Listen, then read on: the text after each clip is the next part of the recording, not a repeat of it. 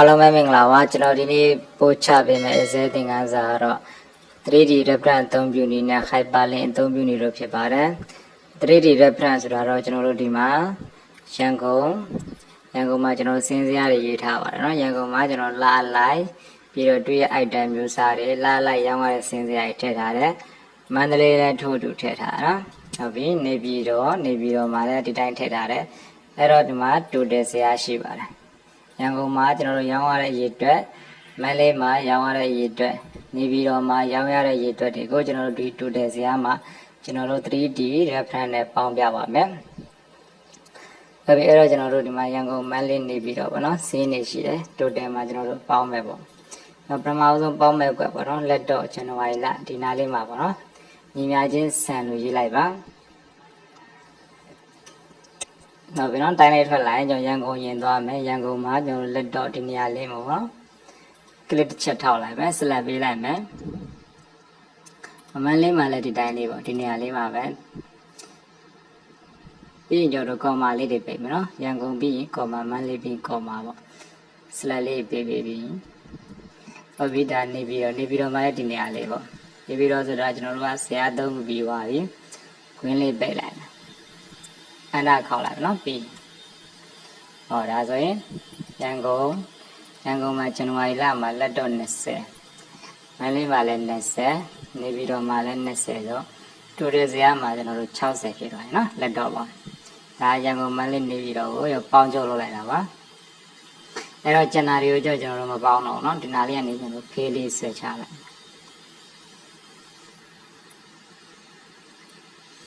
ဟုတ်ပြီနော်ဒါကျန်တာလေးတော့မှန်သွားပြီ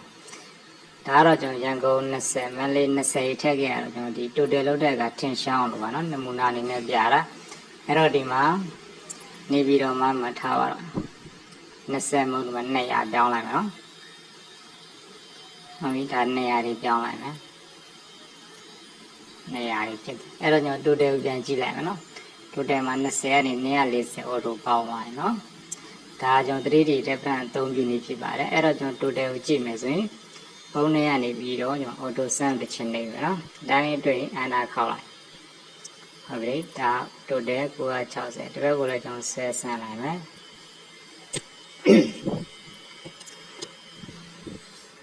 ဟုတ်နော်ဒါ total ဇာတ်ပါဒါရန်ကုန်မှာနောက်တစ်ချက်ကျွန်တော်ပြောင်းလိုက်ရင်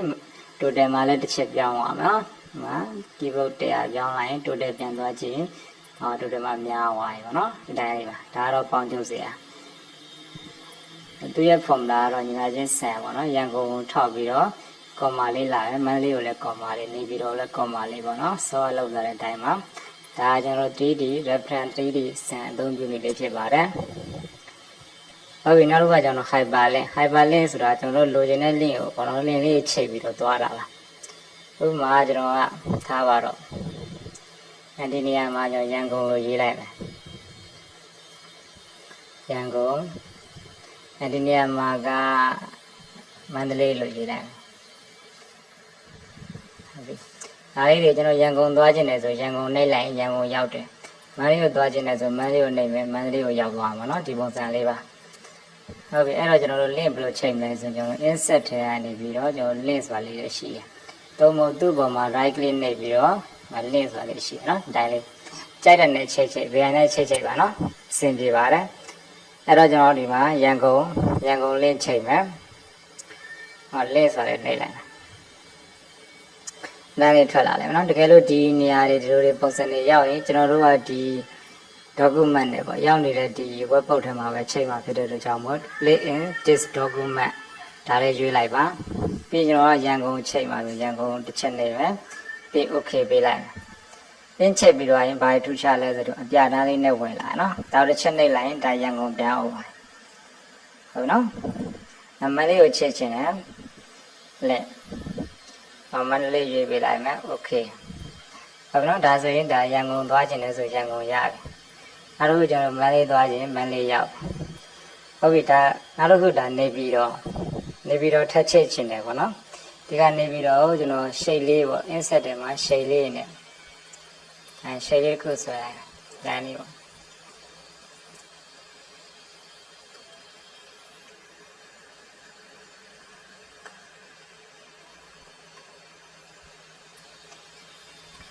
နော်ဒီမှာချိန်မယ်ဒါနေ့ဒါလေးကိုလည်းလိုတဲ့နေရာသွားထားလို့ရ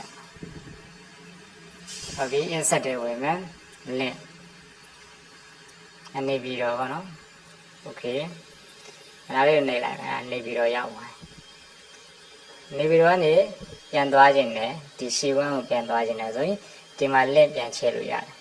ဒါမှမဟုတ် control ရဲ့ G ရဲ့နှိပ်လိုက်လဲဒီမှာ C1 ကိုထောက်လိုက်မယ် okay ပေးရင်လည်း C1 ရောက်တယ်ဟုတ်ပြီနေပြီးတော့ပြန်သွားမယ် control ရဲ့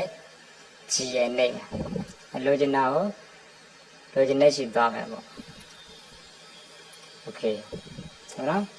နောက်ကကျွန်တော်နေပြီးတော့သွားမယ်ဒီက link ချိန်မယ်ဒီကမစာလေးရေးလိုက်မယ်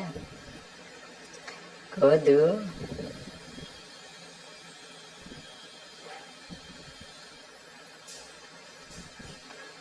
ကျွန်တော်ဒီမှာချိန်မယ် insert link ရှေ့ဝမ်းကိုသွားခြင်းgo to ရှေ့ဝမ်းဟုတ်ပြီ okay ပေးလိုက်မယ်ဒါဆိုရင်ရှေ့ဝမ်းသွားမယ်နေပြီးတော့သွားမယ်ရှေ့ဝမ်းကိုပြန်သွားမယ်မန်းလေးသွားမယ်ပေါ့မန်းလေးကနေပြန်ချိန်လို့ရနော်ကျွန်တော်ချိန်မထားအောင်နေပြီးတော့နဲ့နေပြီးတော့နဲ့ကျွန်တော်ရှေ့ဝမ်းနဲ့ပဲအပြန်လည်ချိန်တာနော်နေပြီးတော့ဆိုဒါနေပြီးတော့ဇေယျရောက်သွားပြီgo to ရှေ့ဝမ်းဆိုရင်ငကူမူလနေရာရောက်တယ်အခုလို့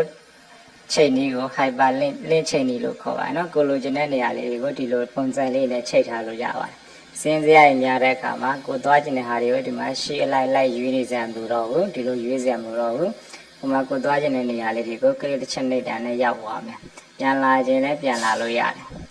โอเคဒါ 3D reference နဲ့ hyperlink အသုံးပြုနေလို့ဖြစ်ပါတယ်အားလုံးအဆင်ပြေပါစေ